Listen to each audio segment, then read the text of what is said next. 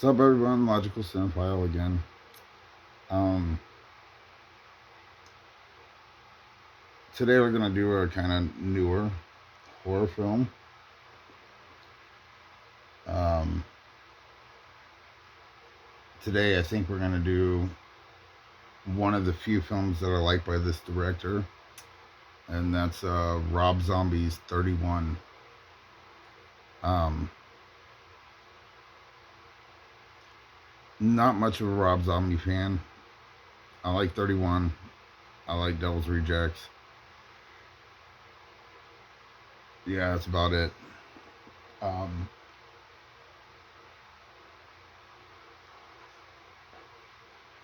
so we'll get right into it.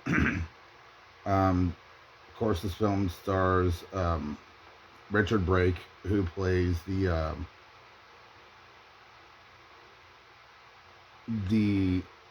charismatic Doomhead. Malcolm McDowell is one of the aristocrats. Of course, Sherry Moon Zombie's in there. Um, the rest is basically just an ensemble cast of who gives a fuck. Um, but it starts out with Doomhead speaking to the camera, um, basically taunting the audience, and we find out later that he's taunting this preacher. Um,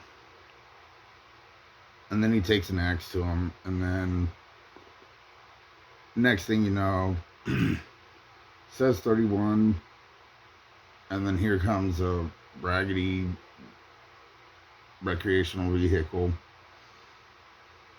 going down a dirt road, because what would a Rob Zombie movie be without a dirt road and some white trash? Um, so it's basically following these carnies, essentially.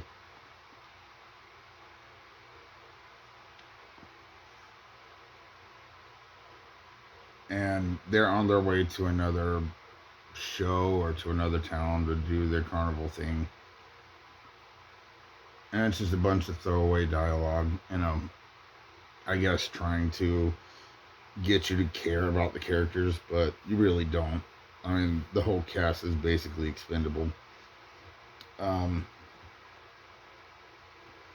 and they stop at this gas station, and E.G. Daily, who played Tommy Pickles in the Rugrats, um,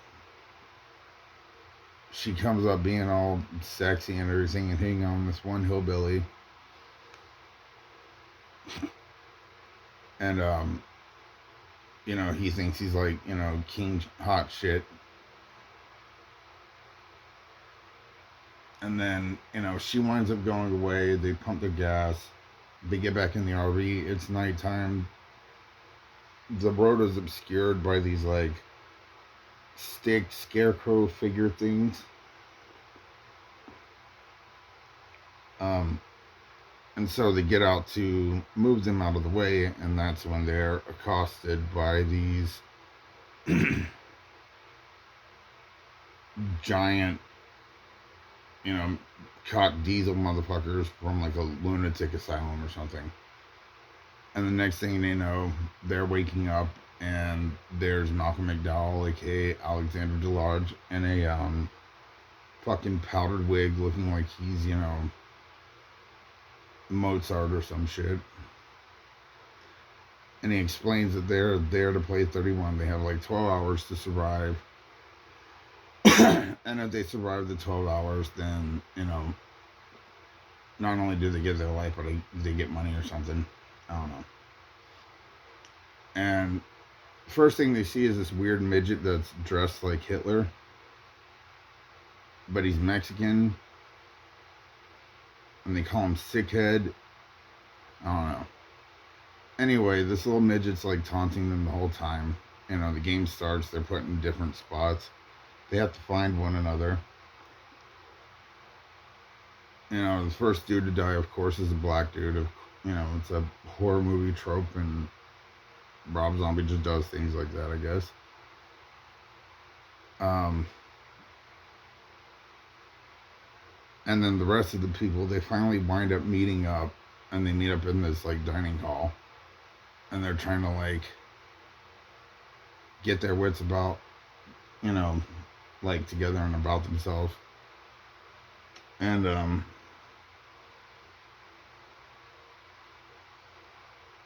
they're all eating, and someone decides, I guess, to lift up the tablecloth, and they're eating the dude that they, one of their friends that just died. Um, and then their next opponents are two hillbilly brothers that want to like rape the girls and kill everybody else, and yeah, whatever. They wind up getting trapped because of this one chick that they're trying to help, who is from left over from the last game. um,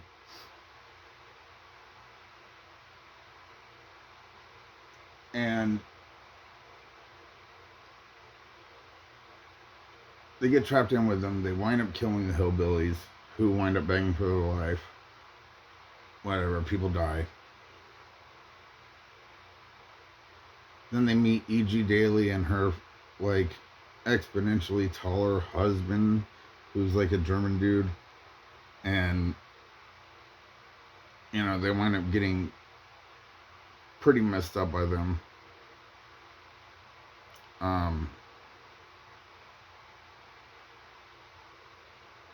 Which is fine, I guess. But, of course, they kill the guy with, like, a table leg that has, like, nails in it or something. And then they wind up killing her, and everybody's all messed up at this point. At this point, it's like just two females and the hillbilly from the beginning, but he's pretty hurt, so whatever. um,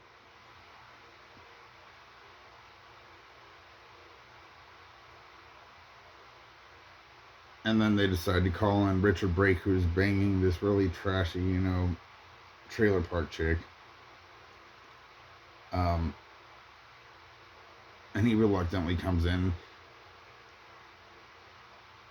And when he finally gets to the warehouse or wherever they're staging this event, starts punching himself in the face after putting on his, like, grease paint.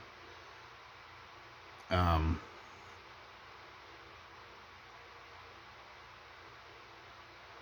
then, of course, Doomhead starts going after him. He kills the one chick.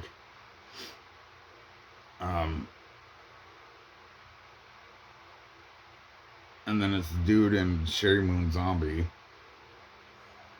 Well, in order to buy Sherry Moon some time, the dude lets her go into this, like, drainage ditch or something. And she escapes from Doomhead for the time being. And then, of course, Doomhead takes out the already hurt hillbilly. And then Sherry Moon ends up at, I'm guessing, the back of that gas station that they started out in. And Doomhead's taunting her, and he starts smoking the cigar, and he gets ready to kill her, and that's when they call off the 31. And he disappears, and she's like walking all disheveled, bloody, and all screwed up from the night before. She's like thrashed, lost, and strung out. And it starts playing Dream On by Aerosmith, and this van is pulling up behind her, and it's Doomhead. And then the movie ends.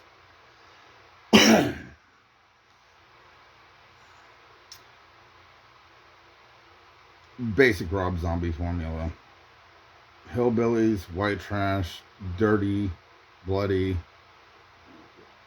gratuitous violence for no other reason than gratuitous violence, but it was actually a well-written gratuitous violence film. And I'm stuck between giving it 3.5 and 4 because Richard Brake really makes this film. Like, if not for him, then I probably wouldn't like this film in the first place. Um,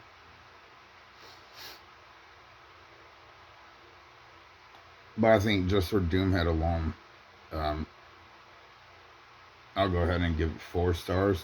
Um,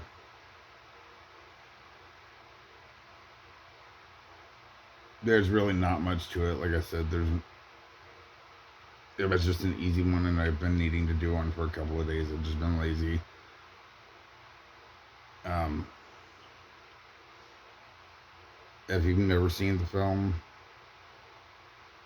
sorry. It's one of the only 2 decent ones that he did, along with Devil's Rejects, which Devil's Rejects was his magnum opus. It was his Ninth Symphony. Um, aside from that, I've never really been a big Rob Zombie fan, whether it be his music or his movies. I've always been more of a Spider-One fan regarding the music. Still waiting for Spider to put out his film, but yeah. 4 stars. There's really no theories to put out there. Um, aside from the fact that I think that everybody who plays the killer in the game, um, I think they were all originally contestants at one point in time.